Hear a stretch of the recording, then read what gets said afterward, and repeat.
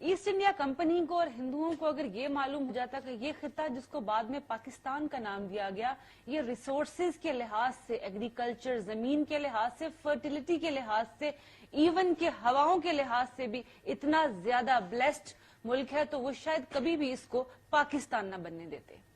ये वो मुल्क है जहां पे दुनिया के बेहतरीन रिसोर्सेज मौजूद हैं। ये वो मुल्क है जहां पे पानी भी इतना अच्छा मौजूद है कि आज दुनिया इस पे रश करती है या हसद करती है। ये फ्रंट लाइन स्टेट ऐसे ही नहीं बन गया था। ये जियोग्राफिकल लोकेशन खुदा की रहमतों और नेमतों में से एक है, लेकिन हम इससे क्या ले रहे हैं? आज अगर हम बात करते हैं कि यहाँ पे बिजनेस, तिजारत कितनी है, तो कम होने की वजह समझ से बाहर नजर आती है, जबकि खुदा ने इसको हर तरह से इस तरह नवाजा हुआ है कि बाहर के लोग आकर यहाँ पर देखना चाहते हैं कि ये मुल्क आखिर इतना ब्लेस्ड है कैसे, जबकि इसके अंदर की इन्वायरमेंट कभी पॉलिटिकल सतह पे और कभी सिक्योरिटी की वजह से इतनी खराब हो जाती है कि लोग सोचते हैं शायद कि इसका आखिरी वक्त आ गया है। लेकिन ये खुदा की रहमत और नेमत और मुआवजा है कि पाकिस्तान ना सिर्फ मार्ज़े वजूद में आया, बल्कि इसको वो रिसोर्सेज मिले, इसको वो जमीन मिली, इसको वो हवा मिली, इसको वो पानी मिला जो शायद इस पूरे कॉन्टिनेंट, इस पूरे बर्रे सगीर हिंदू पाकिस्तान कहीं पर भी शायद ना होती। आज अगर हवा भी देखते हैं तो यहाँ की हवा भी ऐन मवाफिक है ज़रात के। जहाँ की हवाएं भी हमारे साथ हैं, वहां के लोग हमारे साथ क्यों नहीं हो सकते? आज बात करेंगे अपने प्रोग्राम इनसाइट पाकिस्तान विद अमारा में बिजनेस इन्वेस्टर पाकिस्तान में अगर आता है तो क्या सोच के, और अगर नहीं आता तो क्यों नहीं आता। असद रफीक साहब, हम बात कर रहे हैं कि पाकिस्तान की लैंड को पूरी दुनिया मान चुकी है, इस खत्ते को मान चुकी है कि ये रिसोर्सेज के लिहाज से मट्टी उठा ले उसमें सोना है, पानी देख लें, यहाँ के हवाएं देख लें, रिसोर्सेज देख लें, पोटेंशियल देख लें आदमी के अंदर, यहाँ पर सब कुछ है। इन्वेस्टमेंट करते हुए लोग यहाँ से डरते हैं। पहले कहते थे सिक्योरिटी प्रॉब्लम है, बस सिक्योरिटी प्रॉब्लम्स काफी हद तक ऑपरेशन ज़रबे अज़ब के बाद हल हो चुके हैं। अब क्या गवर्नमेंटल पॉलिसीज में कुछ फ्लॉ है या फैसिलिटेट नहीं कर पा रहे हम लोग अपने ही बिजनेसमैन को, इसलिए बाहर के तो बिल्कुल भी नहीं आएंगे? क्या वजह है कि प्रॉब्लम्स आती हैं बिजनेस इंडस्ट्री में? डॉक्टर साहबा, मेरे ख्याल से जैसे आपके पैनलिस्ट बता रहे हैं कि ज़रबे अज़ब प्रोग्राम के बाद वाकई ही पाकिस्तान की जो रिप्रेजेंटेशन है बाहर के ममालिक में टेररिज्म के हवाले से, वो तो बहुत ज्यादा अब क्लियर हो रही है और लोग देख रहे हैं कि इन्वेस्टमेंट अपॉर्चुनिटीज पाकिस्तान आ रही हैं। अगर हम सिर्फ सीपैक की बात करें तो लोग कहते हैं, दुनिया के ग्लोबल एक्सपर्ट्स कहते हैं कि सीपैक जो है वो एक ग्लोबल गेम चेंजर मूवमेंट है पाकिस्तान के लिए। मैं सोचता हूं कि चाइना जैसा बड़ा तेजी से तरक्की करने वाला मुल्क अगर पाकिस्तान आ रहा है तो नो डाउट पाकिस्तान के अंदर बहुत सारी अपॉर्चुनिटीज जो हैं वो अवेलेबल हैं। हाउएवर, अगर हम अपने पड़ोसी मुल्क इंडिया के साथ कंपैरिजन करें तो आप देखें कि इंडिया जो था कि वो माजी में एज एन एग्रीकल्चरल कंट्री दुनिया में फेमस था, लेकिन गुज़श्ता चंद सालों में इंडिया ने अपनी मूवमेंट को चेंज किया और अभी प्राइम मिनिस्टर मोदी साहब को अगर देखें तो वो एक एग्रीकल्चरल कंट्री को दुनिया में अब रिप्रेजेंट करने नहीं जाते, वो एक ऐसी कंट्री को रिप्रेजेंट करने जाते हैं जो कि आईटी रेवोल्यूशनिस्ट्स हैं। मैं चाहूंगा कि शायद हमारी गवर्नमेंट को भी इस बारे में ध्यान देना चाहिए कि वो अब सिर्फ और सिर्फ एग्रीकल्चरल और हमारी चंद खसूसियात को दुनिया के सामने लेकर ना जाएं, बल्कि मैं प्राइम मिनिस्टर साहब नवाज शरीफ साहब से रिक्वेस्ट करूंगा। आपके थोड़े नॉलेज के लिए, आपके आईटी से ताल्लुक है, आईटी रेवोल्यूशन की भी आपने बात की, यकीनन आपके लिए बताते चलें कि अगर हम ये रिप्रेजेंट करते हैं नेशनल इंटरनेशनल फोरम पे कि हम एक एग्रीकल्चरल ज़राई मुल्क हैं, तो तब भी हम गंदम भी बाहर से मंगवा रहे हैं। ये आपकी बात बिल्कुल सही है। मैं सोचता हूँ कि ऑन अ ब्रॉडर लेवल हमें तमाम ही चीजों को तब्दील करने की जरूरत है। पाकिस्तान अपनी जियोग्राफिकल लोकेशन की वजह से, अपनी पॉलिटिकल लोकेशन की वजह से दुनिया में बहुत अहमियत रखता है। बहुत सारे मुल्कों को हमारी जरूरत है, चाहे वो आईटी इंडस्ट्री है, चाहे उनको कपास चाहिए या गंदम चाहिए, उनको जरूरत हमारी जरूर है। लेकिन प्रोजेक्शन जो है वो गवर्नमेंट का काम है। मैं एक बिजनेसमैन हूँ और हम अपनी मदद आपके तहत जितना कर सकते हैं वो कर रहे हैं, लेकिन हमें जरूर बैकिंग की जरूरत है। कहाँ पे रफीक साहब आपको प्रॉब्लम कहाँ आती है? किस जगह पे आके सबसे बड़ा बैरियर आ जाता है बिजनेस? मैं सोचता हूँ कि शायद गवर्नमेंट की जो डायरेक्शन है या हमारे अवाम की तमाम तर जो डायरेक्शन है वो इस वक्त ये है कि कभी हम आईपीएल में सिलेक्ट होए ना होए, कभी पाकिस्तान इंडिया का मैच हुआ ना हुआ, कभी पानामा लीक्स। मैं सोचता हूँ कि शायद पूरा मुल्क का जो ट्रेंड है ना, जब भी कोई बड़ी खबर आती है तो उस तरफ लग जाता है। जरूरत इस बात की है शायद कि हमें अपने आप को, अपनी सोच को और अपनी पर्सनालिटी को एज अ कंट्री चेंज करने की जरूरत है, ताकि बाहर से इन्वेस्टमेंट अपॉर्चुनिटीज पाकिस्तान है। नहीं रफीक साहब, अगर आप एक बिजनेसमैन हैं, आपका प्रॉपरली एक टिपिकली आईटी इंडस्ट्री से ताल्लुक है, आपको किस जगह पे प्रॉब्लम आती है तो आप सोचते हैं कि अगर ये पॉलिसी बिजनेस की ऐसी बनी होती तो ये प्रॉब्लम ना आती इस मुल्क में बिजनेस करते हुए?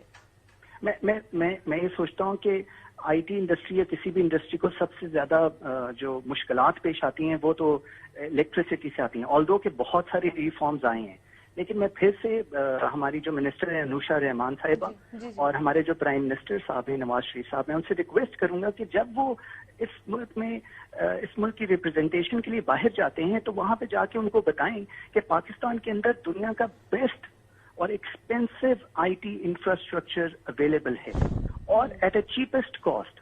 अगर हम दुनिया के किसी भी मुल्क को आईटी सर्विसेज प्रोवाइड करें तो हम उनको एनुअल 45% बजट कट दे सकते हैं। मैं सोचता हूँ कि इस मामले में तो हम इंडिया, श्रीलंका और फिलीपींस को भी बीट कर जाएंगे when it comes to IT. ठीक है, तो हमारी जो जमीन है वो बड़ी जरखेज है, चाहे वो इंफॉर्मेशन टेक्नोलॉजी की ही बात क्यों ना हो। ठीक है, बहुत शुक्रिया रफीक साहब हमारे साथ रहने के लिए। अनुषा रहमान को भी असद रफीक साहब ने पैगाम दे दिया कि आईटी इंडस्ट्री की आप मिनिस्ट्री संभाल के बैठी हैं तो एक सीट का नाम नहीं है, ये रेवोल्यूशन लाने का नाम है। बेंगलोर में जो इंडिया में बेंगलोर जो है वो आईटी के हवाले से इस वक्त यूरोप और अमेरिका को, आपको पता है, वो बीट कर रहा है। और जितने भी इंडियन स्टूडेंट जो अमेरिका गए थे, यूरोप गए थे आईटी के शोबे में पढ़ने के लिए, अब वो वापस जो है ना इंडिया आ रहे हैं। वो वापस इंडिया में आकर जो है ना आईटी के शोबे को प्रमोट कर रहे हैं। इंडिया में डॉक्टर, एमबीबीएस, एफसीपीएस आप देख लें, वो भी बहुत आगे बढ़ गए हैं। यूरोप से जो है ना लोग अब जो है ना जो मेजर सर्जरीज है, बड़े जो बीमारियां, उनके इलाज कराने वहां पर आ रहे हैं। उन्होंने कुछ सेक्टर अपने बिल्ड कर लिए। जापान के पास, दूसरे जंग अजीम के पास क्या था? कुछ नहीं था। उनके अपने रिसोर्सेज क्या है? वहां पर एक आम जो यहाँ से जाता है वहां पर 20-30 हजार रुपए में एक आम जो है ना वहां पर बिकता है। उनके पास तो अपना कोई ज़रात ही नहीं है। उन्होंने सिर्फ अपने इंडस्ट्री और स्किल को डेवलप किया। ह्यूमन स्किल एक ऐसी चीज है जिसको आपको डेवलप करना होगा। एंटरप्रेन्योरशिप को आपको डेवलप करना होगा। आपका तो आपकी बात यहाँ पे थोड़ी सी लुका लेना चाहेंगे। एंटरप्रेन्योरशिप जीडीपी का 3% तो 9 साल की बच्ची ने साबित कर दिया ये मुल्क इतना फर्टाइल है। एंटरप्रेन्योरशिप में 9 साल की उम्र में उसने अचीव करके, जेमल नाम है उसका, हम उस पर यकीनन पूरे का पूरे एक प्रोग्राम डिस्कशन डेवलप करेंगे एक लेसन के लिए। बच्चे आपको मिलेंगे। ये टाट पे पढ़ने वाले कई बच्चे कहां से कहां पहुंच गए। सिर्फ ये है लेवल प्लेइंग फील्ड देना पड़ेगा। आपके मुल्क में तो एक निसाब ही नहीं है। ए लेवल ओ लेवल का कोई और निसाब है, जो सरकारी स्कूलों का वो और निसाब है, मदारिस में और निसाब पढ़ाया जा रहा है। इसमें संजीदगी नहीं है। ओवरऑल आपके जीडीपी का जो है ना हार्डली मेरे ख्याल 3% से ज्यादा जो है ना आपका तालीम पे खर्च ही नहीं होता। आप टॉप 500 यूनिवर्सिटीज में पाकिस्तान का एक यूनिवर्सिटी नहीं। तो ऐसे हालात में जब आपके तालीम आपका प्रायोरिटी है ही नहीं, तालीम को तो आप बिल्कुल आपने साइड पे रख दिया है। आपने तो पढ़ना ही नहीं है। और पढ़ना कितना है? इतना कि थोड़ा बहुत जो है ना कंप्यूटर सीख ले और गिनती सीख ले, ताकि जो है ना बाप के जो है ना फैक्ट्री को या उसके बिजनेस को जो है बेटा संभाले। इससे ज्यादा तो नहीं है। उसके अलावा जो मिडिल क्लास का तालीम है वो सिर्फ इस हद तक है कि मैंने कम्पिटिटिव एग्जामिनेशन में जो अपीयर होके जो है ना मैंने सिविल सर्विस ज्वाइन करना है, और उसका भी करिकुलम देख ले। वो रट्टा निकालना सिखाता है, विजन नहीं देता। देखिए आपका जो निसाब है, ताल्लुक उससे है, ठीक है, आपका जो निसाब है वो विजन नहीं दे रहा। विजनरी लोग पैदा नहीं कर रहा। सिर्फ जो है मुंशी टाइप लोग पैदा कर रहे हैं, एडमिनिस्ट्रेशन के लिए लोग पैदा कर रहे हैं। उनको सिर्फ तरबियत दिया जा रहा है, नॉलेज नहीं है, इल्म नहीं है, विजन नहीं है। विजनरी लोग कहाँ हैं आपके पास आज? कितने बड़े राइटर आपके पास आ जा रहे हैं, कितने बड़े लोग पैदा हो रहे हैं। जो जायंट्स हैं विजनरी लोग वो बहुत कम रह गए हैं, वो बहुत कम है।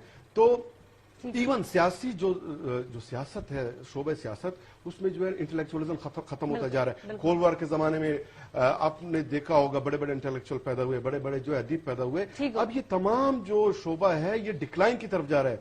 इन सबको समेटना पड़ेगा और एक प्रायोरिटी जो है ना वे फॉरवर्ड देना पड़ेगा, और एक बड़े मूवमेंट के तौर पे जो एक इल्मी तहरीक, कल्चरल रेवोल्यूशन आपको चाहिए। अच्छा, अब सिर्फ ये फरमाइए, अपनी कंक्लूडिंग लाइन भी हम कंसिडर करेंगे इरफान साहब इस बात को कि क्या करें कि बिजनेस के लिए ये एनवायरनमेंट और स्मूथ हो जाए। देखिए, मैं تعمیری بات کرنا چاہوں گا.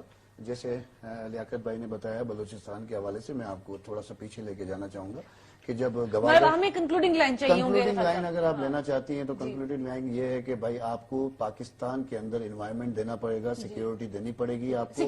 بلوچستان سیکیورٹی کہاں ہے؟ بلوچستان کے اندر اس وقت جو پاکستان کا انویسٹر نیا آ رہا ہے وہ اس وقت 46 ارب ڈالر کی جو انویسٹمنٹ چائنا نے کی ہے، اور جنرل راحیل شریف کے وہ اقدامات جو انہوں نے کیے ہیں وہاں پہ جو سی پیک کے حوالے سے، میں سمجھتا ہوں کہ ساؤتھ ایسٹ ایشیا اور پاکستان کے اندر جتنے بھی ممالک جو ارد گرد ہمارے موجود ہیں وہ سب کے لیے گوادر پورٹ ایک اہمیت رکھتا ہے. اور پاکستان جیسے کہ آپ نے زرعی ملک کے حوالے سے کہا، زرعی، معدنی، تیل، گیس، اس تمام چیزوں کے لیے ایک بہت بڑا برج بننے جا رہا ہے جس کا ٹولز صرف آپ 80 سے 90 ہزار ٹرک جو ہیں وہ ڈیلی کے ان جگہوں سے گزرتے ہوئے آپ کے گوادر سے ہوتے ہوئے جائیں گے، جس کا ٹول آپ کو ملے گا.